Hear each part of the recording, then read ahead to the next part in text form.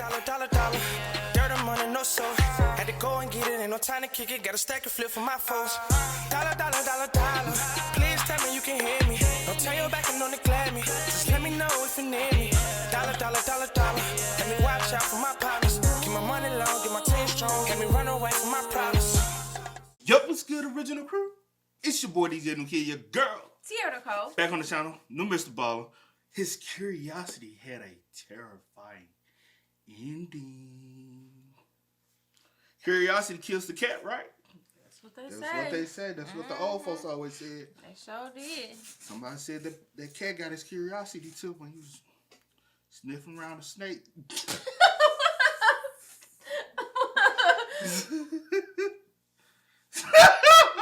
Okay. Oh, or her. I mean, I should say her. No, either one. I'm saying the cat ain't number.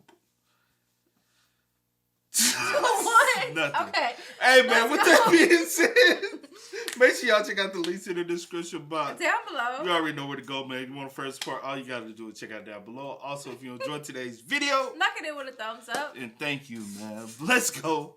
Let's check it out. Let's see what this is about, man. Hey. Today's story is about a man and his quest for the perfect photo. He would eventually get it, but it would cost him dearly.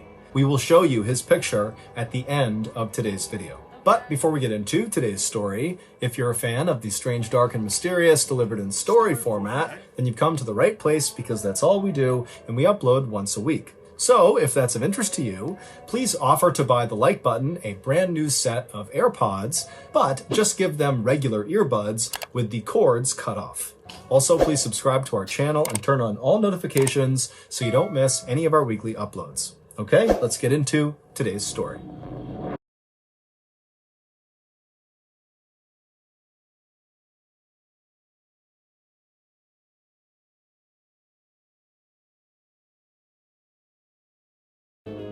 Saturday, April 25th, 1987 was a beautiful spring day in the mountains of northwest Montana. It was exactly the kind of day that 40-year-old Charles Gibbs and his wife Glenda had been waiting for months. The sky was clear, the sun was bright, and the breeze was warm. And so, at around 9 a.m. that morning, Charles and Glenda had a quick breakfast inside of their house in the rural city of Libby, and then they started stuffing their backpacks full of their hiking equipment. Charles and Glenda were going to go to Glacier National Park, which is a 1 million acre wilderness preserve with alpine meadows, forests, rivers, and lakes that are so bright and crystal blue, they almost look like they're glowing. The park is ringed by snow-covered mountains, and it's dotted with glaciers, which are huge masses of pure ice that jut up out of the rock and make you feel like you've stumbled onto some ancient frozen planet. The park is actually so otherworldly that when Hollywood producers were looking for a location to shoot the heaven scene in the big movie What Dreams May Come, they chose Glacier National Park as their location. And for Charles and Glenda, this place practically was heaven. It was the place they went all the time to go hiking, especially on beautiful sunny spring days. After packing all of their gear, Charles and Glenda made their way out the front door and began heading to their car, when as they were walking, Charles suddenly stopped short, shook his head, turned around, and ran back inside the house. When he came back out again, he was carrying his camera bag, and so he ran over to the car, he sat down in the driver's seat, and he grinned at his wife, and he held up the bag, and he said, "Now we're ready." Both Charles and Glenda worked for the public schools in Libby. Glenda was an elementary school teacher, and Charles drove a school bus. But like a lot of people who lived in Montana, their real passion was the outdoors. And for Charles specifically, his real passion was wildlife photography. He was actually a pretty accomplished amateur photographer. He'd had a couple of photo exhibits locally, and he'd gotten a few of his pictures published in the local newspaper. But what Charles really wanted to do with his photography was get one of his wildlife pictures published in a weekly publication called the Hungry Horse News. The Hungry Horse News was a tiny publication,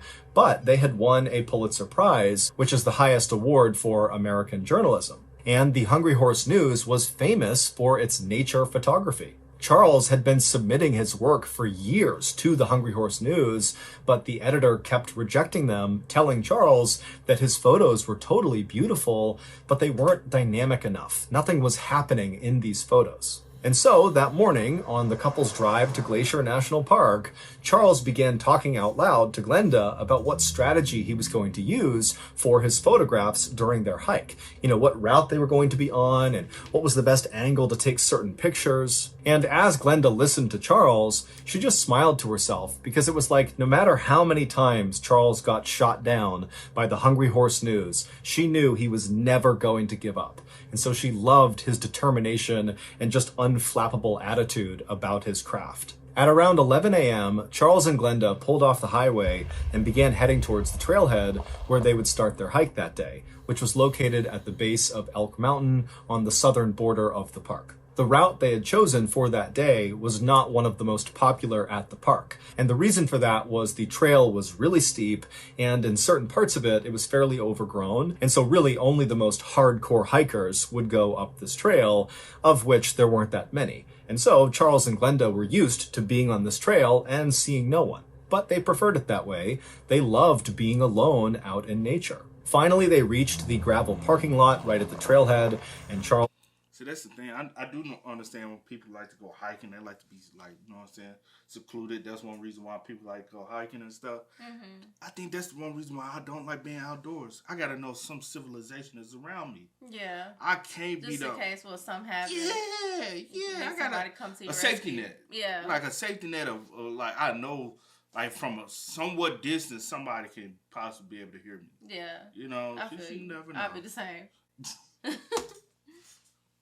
Being on this trail and seeing no one. But they preferred it that way. They loved being alone out in nature. Finally, they reached the gravel parking lot right at the trailhead, and Charles parked their car, and then he and Glenda hopped out. They grabbed their bags and then began walking on this trail. The first mile of this trail brought the couple out along an abandoned road, and then over some railroad tracks, and then out into this beautiful field full of white flowers. And then the trail really started to get difficult because it basically went straight up the side of a mountain. And as they walked up this really steep part of the trail, Charles was nonstop taking pictures of everything he saw. There were deer and mountain goats, and at some point the couple reached a clearing on this steep section where they could look down and see a lake, and they saw there were beavers hard at work building a dam. And so of course Charles got a picture of that too. Now, these were the days before digital photography, and so all these pictures that Charles was taking, he couldn't actually see. He needed to go home and develop the film to see if anything he took was worth keeping. But as Charles and Glenda continued their hike up this mountain, Charles was getting more and more excited about some of the shots he was getting. He felt like they were going to be really, really good, and Hungry Horse News was going to finally accept his work. The couple made it to the summit of this trail by early afternoon, and from up there, they had this beautiful panoramic view of all these jagged mountaintops that were covered in snow, separated by these huge valleys and prairies, and Charles and Glenda were the only ones up there, and so they had this unbelievable view all to themselves. And so the couple would eat the lunch that they brought with them while sitting on this rocky outcropping, kind of looking out over this stunning view. And then when they were done, they packed up their stuff and began heading back down because they knew they wanted to get off of this trail and out of the park before sundown. It was just about 5 p.m. when Charles and Glenda had reached the final slope of this steep section of the trail, and they were getting closer and closer to that big open field with the white flowers. And as they're going down this last section of steepness, Charles suddenly grabs Glenda and stops her and puts his fingers to his lips and then turns around and points behind him. Charles was visibly excited about whatever he was pointing at, but when Glenda looked in the direction he was pointing, she couldn't see anything, but she obviously knew that whatever he was pointing at, Charles wanted to take a picture of it.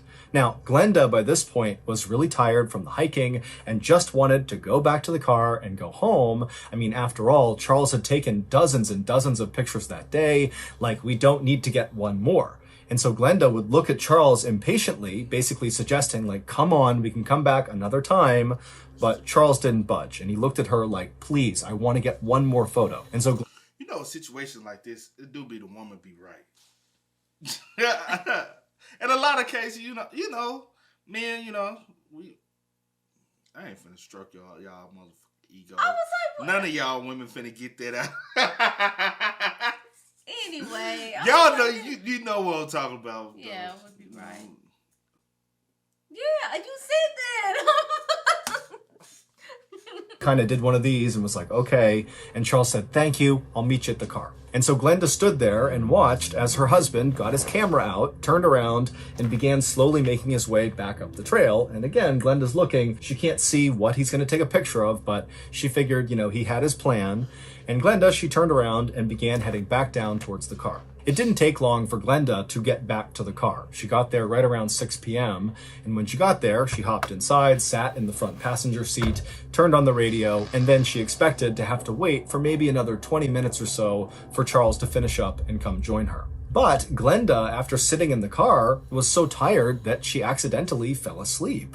And when she woke up again, she was kind of disoriented, and immediately she looked to see if her husband was in the car with her, and he wasn't. And she's looking outside, it's getting pretty dark out. She glanced at her watch, it was 7 p.m., which means Charles had left her for at least an hour by this point. And she's thinking, there's no way Charles would have been gone for an hour. He would never do that. He would never leave me alone like that. And so Glenda began glancing around her, kind of half expecting to see Charles just outside of their car, doing something, but she was all alone. There was no other hikers or cars. Charles wasn't there. And so starting to panic, Glenda got out of her car and began hustling back onto the trail to go look for Charles. And so she's yelling for Charles. She's looking around. It's getting darker and darker, and there's no sign of Charles. He's not calling back to her. It's just totally silent. She walks along the abandoned road. She reaches the railroad tracks. She gets into that meadow with the white flowers, and still there's no sign of Charles. And she gets to the base of that steep section of the trail, and she's looking up at all these trees and how dark it was getting, and she's thinking to herself, if Charles is in trouble somewhere up there, there's no way I can help him by myself in the dark with no equipment. No one knows I'm here. I mean, this is an emergency and I need help. And so Glenda would scream a few more times for Charles. And after not hearing any response, she turned and ran all the way back to her car. She turned it on and she drove to the nearest ranger station.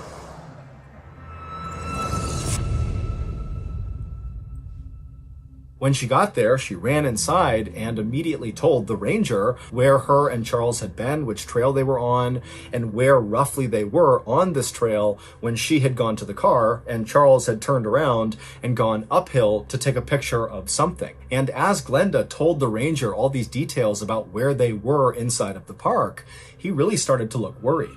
And when Glenda was done explaining, he told her that, yes, we need to go right now and look for your husband, but I can't have you on that trail. It's too dangerous. And so this ranger had Glenda wait at the ranger station, and the ranger, by himself, headed back to the trailhead to go looking for Charles. And so the ranger, he gets to the trailhead, he hops out, he's got a rifle and a flashlight, and he begins walking along this trail. And by now, it's dark out. And so he's looking straight ahead with his flashlight and scanning side to side. He's calling out for Charles, and he's walking this trail. He gets all the way across the train tracks, through the meadow, and he gets to the steep section, and he actually begins going up this part of the trail until roughly the area where Glenda had described Charles going one way and her going back down. And when he got there, there was no sign of Charles, and so the ranger just took his rifle and fired 3 shots into the air, hoping that that might get Charles, if he was in the area, to hear him and call out or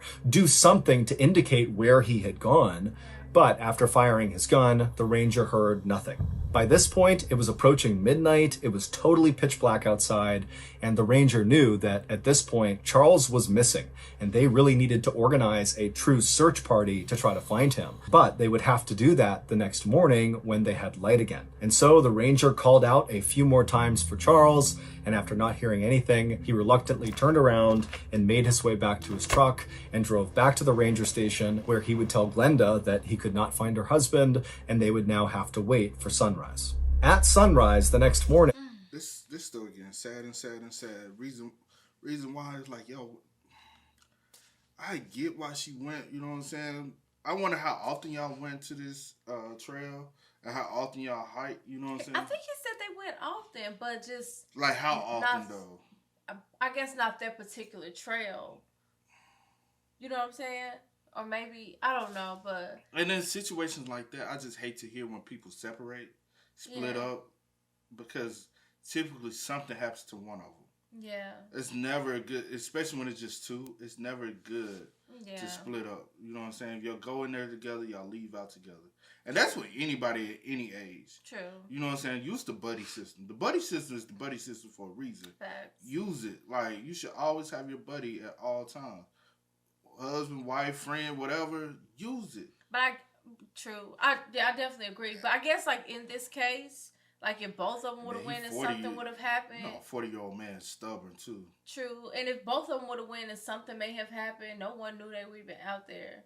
You know what I'm saying? True that, so too. I guess and it's 87, so y'all ain't had no cell phone. Right. So, I mean, not saying it's a good thing she didn't go with him.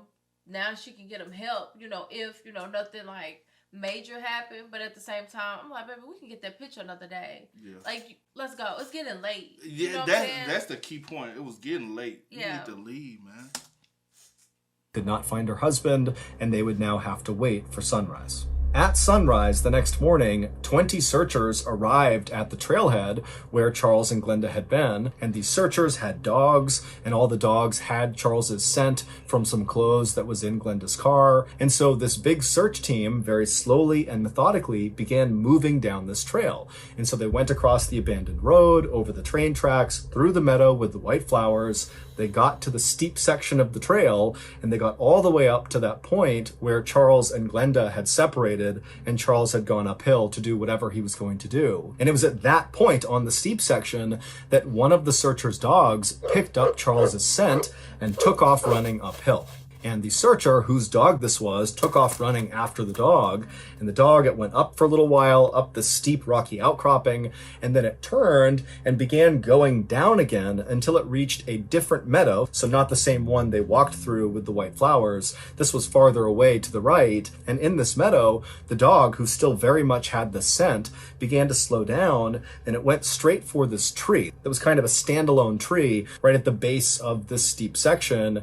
And this tree had low hanging branches, maybe 5 feet off the ground, and the dog went right up to the tree, and then it stopped for a second, and the searcher by this point had caught up to the dog, and so he's looking at this tree, and he sees the ground looks really disturbed, and there's deep gouges in this tree, and then the dog went around this tree and sprinted another 50 feet or so, and then stopped, like it had found something. And when the searcher caught up to his dog, he looked down and he found what they feared the most. It was Charles, and he was deceased. His body was totally mangled. His arms and legs were eaten away. There were deep cuts and gouges all over his body, and there was a blood trail from Charles all the way back to this tree. Also, just a few feet from Charles's outstretched hand was a camera, Charles's camera. Now, it was obvious that something horrific had happened to Charles, and there were clear signs of a struggle that took place near this tree, and then also over here where he was found, there were clear marks on the ground that there was some sort of fight that happened right here. But, interestingly, Charles was carrying a gun, but it appeared that he did not unholster it and he didn't fire it. Instead, it almost looked like whatever was happening to Charles, he refused to put his camera down, which is why it was so close to his hand when he finally died. And so it was decided that the only way to determine what happened to Charles would be to develop his camera, to figure out what he was taking pictures of before he died. And so authorities would send off Charles's camera roll to be developed, and 2 weeks later, when they got it back, they couldn't believe what they saw. The photos very clearly told the story of what happened to Charles. This is what happened after Charles left his wife on that trail. When Charles stopped his wife and signaled to her that he wanted to take one more picture up the trail, he had found a photographic opportunity of a lifetime. The warm spring weather that had drawn Charles and Glenda out of their house to Glacier National Park had also woken the grizzly bears in the park from their hibernation. And what Charles had seen up the trail was a mother grizzly bear and her 3 cubs. The first few photographs that Charles would take of these bears were shot from a good distance away, and it just showed the mother bear and her 3 babies just kind of sauntering around the rocks, not really paying any attention to Charles. To Charles, grizzly bears were the most majestic creatures in nature. He didn't just love them, he viewed them as if they were sort of magical in some way. He was always going to local town meetings to speak about grizzly bears' beauty, and we needed to defend their natural habitat. As such, anyone who knew Charles knew about his passion for grizzlies. And while of course Charles knew that grizzly bears were dangerous, he also thought that the bears, who were very smart and sensitive, could sense his own very gentle and protective feelings towards them, and so if he was around them, they would never perceive him as a threat. Charles had taken some very good photos of other bears, black bears, but he had never taken what he called the definitive grizzly bear photo. And it was going to be this definitive grizzly photo of the mother and her 3 cubs that would finally get him a spot in the Hungry Horse News publication. But you got a grizzly bear and she with her cubs. She with her cubs. Baby, At this point, it's protection. Like 100%, she's going to protect her cubs. That was the wrong move. 3 cubs that would finally get him a spot in the Hungry Horse News publication. As Charles took more and more photos of these bears, you could see in the photos that Charles was getting closer and closer and closer to this mother bear and her cubs. It was obvious that he was tracking them, even as the mother bear and the cubs were clearly trying to walk away from him. Finally, when Charles got about 50 feet away from this family of grizzly bears, he must have kicked a rock or stepped on a twig that broke that startled the bears. And so the second to last photo that Charles would take of this family shows the mother bear very clearly turning around to look at Charles, and she's making perfect eye contact with him, as is one of her cubs. Charles would take one more photo, and in this photo, you can see the bears are not just staring at Charles, they are running towards him. They are charging him. And it was likely after taking this photo that Charles realized the danger he was in. At this point, Charles tried to make a run for it by running down the side of this mountain. He got down to that tree with the low-hanging limbs, and he attempted to climb up into it, maybe hoping he could get one more picture of this bear if they would just leave him alone. But the mother bear and her cubs, they came charging down. They saw him up in the tree, and the mother bear began climbing into the tree, and she reached Charles. Now, she likely weighed about 400 pounds, and when mother grizzly bears are defending their young, they are absolutely merciless. And so she must have grabbed him or bit onto him and yanked him from the tree. And Charles somehow, after being pulled to the ground and getting slashed and bit by this bear, he managed to break away from her, as we can tell from the blood trail, and he made it about 50 feet away from this tree before the bear chased him down again, jumped on top of him, and killed him. When authorities figured out that Charles had managed to briefly get away from this mother grizzly bear and made it 50 feet away from her, they wondered why he hadn't pulled out his gun and shot at the bears to defend himself. But Charles's wife, Glenda, said it made perfect sense that Charles had not tried to harm this grizzly bear or her cubs. He loved grizzly bears, and he would never dream of leaving these 3 cubs without their mother. After Charles's death, the rangers did not attempt to track down this bear and her cubs and do anything to the bears, because they felt like the bears were just acting like bears, and it was Charles who was in the wrong. And Charles's family and friends would say that is a decision that Charles would definitely support. Charles's photos of the grizzly bear family were published in the Hungry Horse News alongside an article about his death. That is the wildest. So that's going to do it. If you enjoyed today's story, be sure. It took me My life to finally get published. And I'm not even here to be able to appreciate and celebrate it and, you know, whatever. That's crazy.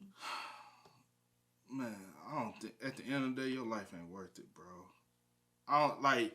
Honestly, you could have got the photos from a distance. Like the distance that you were at, I feel like that was good enough. You know what I'm saying? I really think he wanted a 100% natural photo amongst them. Like, she in protective mode, bro. You know what I'm saying? She ain't finna let you get up that close like that. You were already too close. Right. You probably wanted to get even more closer than you were. Because how much longer did you plan to follow them? Facts. To get these pictures? Like, Facts. I don't know. That's sad, man. That's a horrible way to go out. It really is. Solo, nobody out there to know. No, nothing. Why your wife sitting in the car waiting on you, thinking everything is, you know. I get why you pulling the gun. Why you didn't pull the gun. but you still possibly should have pulled the gun and gave like a warning shot.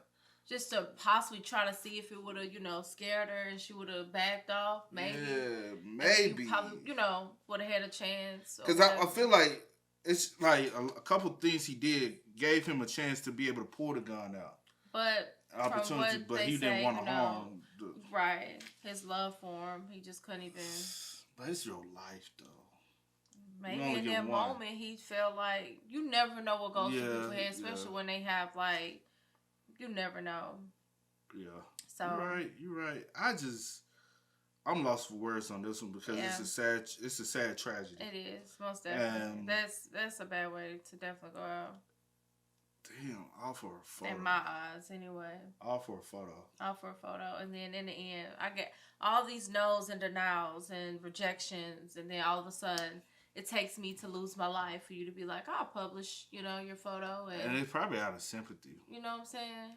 And it's probably the closest photo they probably ever had got at that time of a grizzly bear. Hey, man. That's sad. Make sure y'all spam us up in the comments, man. Yeah. Let us know y'all thoughts and opinions. Please do. About it in the comments, man. This is very, very sad. But I get it. You know what I'm saying?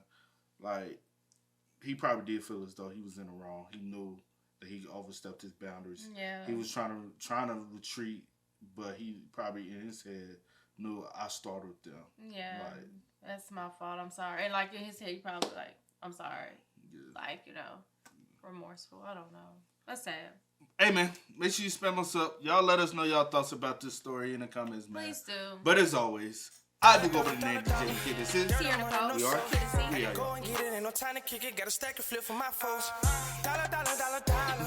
Please tell me you can hear me. Don't turn your back and don't neglect me. Just let me know if you need me. Dollar, dollar, dollar, dollar.